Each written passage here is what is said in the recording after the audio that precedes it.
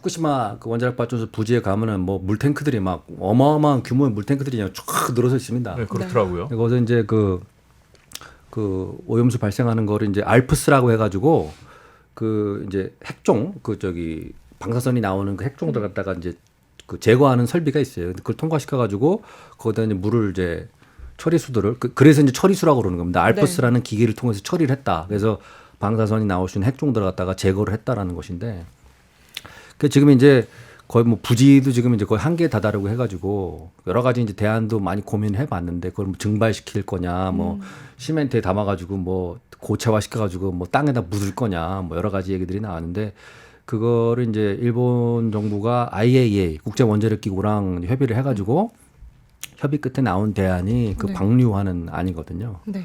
그래가지고 지금 그 안전성 문제에 대해서는 아마 지난 한 1년 정도 그 국제 원자력 기구 IAEA에서 그 태스크포스를 만들어 가지고 제가 알기로 한 11분 정도 들어가 계신 거로 알고 중국 전문가도 들어가 있어요. 그리고 우리나라 전문가도 들어가 있고.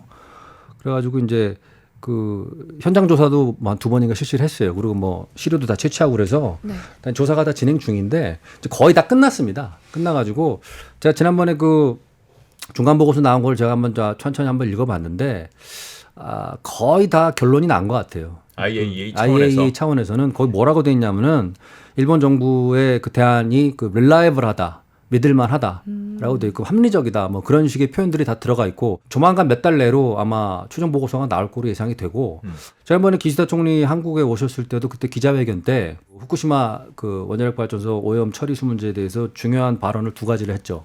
첫 번째가 그 한국인이든 어떤 외국인이든 일본인이든 해가 될 만한 그런 방류는 그 일본으로서 인정하지 않는다라는 얘기를 했어요.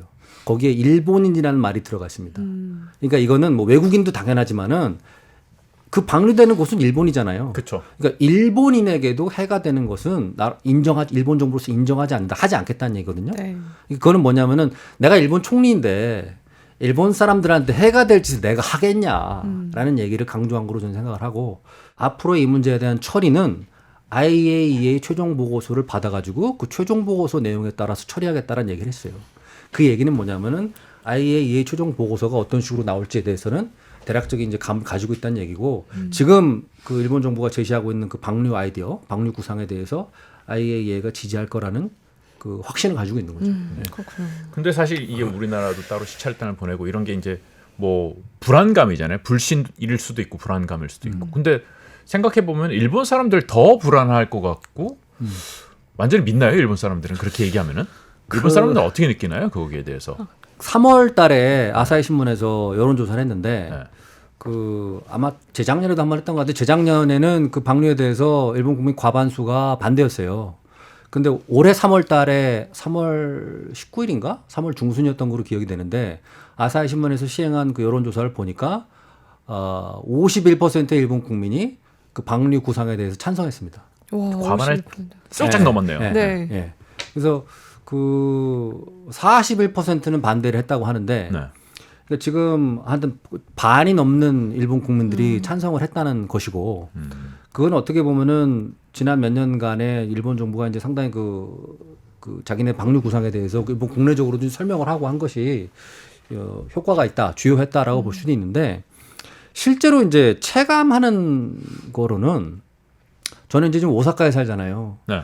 그럼 오사카 사람들 주변 사람들한테 물어보거나 이게 오사카 텔레비전을 보거나 하면은 관심이 없어요. 그래요? 네? 이 문제에 대해서 관심이 우리나라에서 없고. 관심이 엄청 높은데요. 네.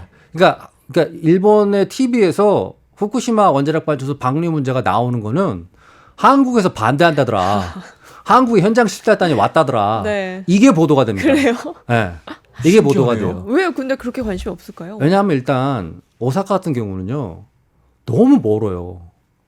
도쿄랑 오사카 거리가 서울 제주 거리잖아요. 네. 근데 그 후쿠시마는 일본 동북 지방이기 때문에 도쿄에서 더 올라가거든요. 그러니까 거리상으로 너무 먼 데다가 오사카는 일본 연도의 동쪽에 붙어 있잖아요. 태평양 쪽이거든요. 그러면 해류가 밑으로 내려오는 게 아니라 위로 올라가잖아요. 그러면 거기서 방류를 해봤자 오사카로 올 일이 없어요. 후쿠시마 현에서 나오는 농수산물들이 네. 이제 그 2011년 그 대지진 발생 이후에 이제 농산물 생산량이 많이 줄어들었죠. 근데 지금 통계치를 보면은 뭐 쌀이나 뭐 토마토라든가 뭐 여러 가지 뭐 시금치라든가 거기서 나오는 여러 가지 농수산물들이 그 2011년 대지진 발생 이전의 생산 수준을 거의 다 회복을 했어요. 그러면 그건 다 어디로 갔을까? 일본 안에서 소비가 일본 안에서 소비되는 부분도 있고 수출이 되는 부분도 있어요. 네. 호텔이나 식당에서 나오는 밥에 후쿠시마라고 쓰여 있지가 않아요. 그렇죠. 그건 그냥 나오니까 먹는 거거든요. 그 쌀이 어디서 나왔는지를 그 후쿠시마산 농수산물인지 확인할 수 있는 거는 저처럼 거기 살면서 마켓에 가가지고 이렇게 확인해서 사는 사람들은 확인이 되지만 관광 가는 사람들은 그걸 어떻게 확인합니까? 그쵸. 식당이나 호텔에서 먹는데.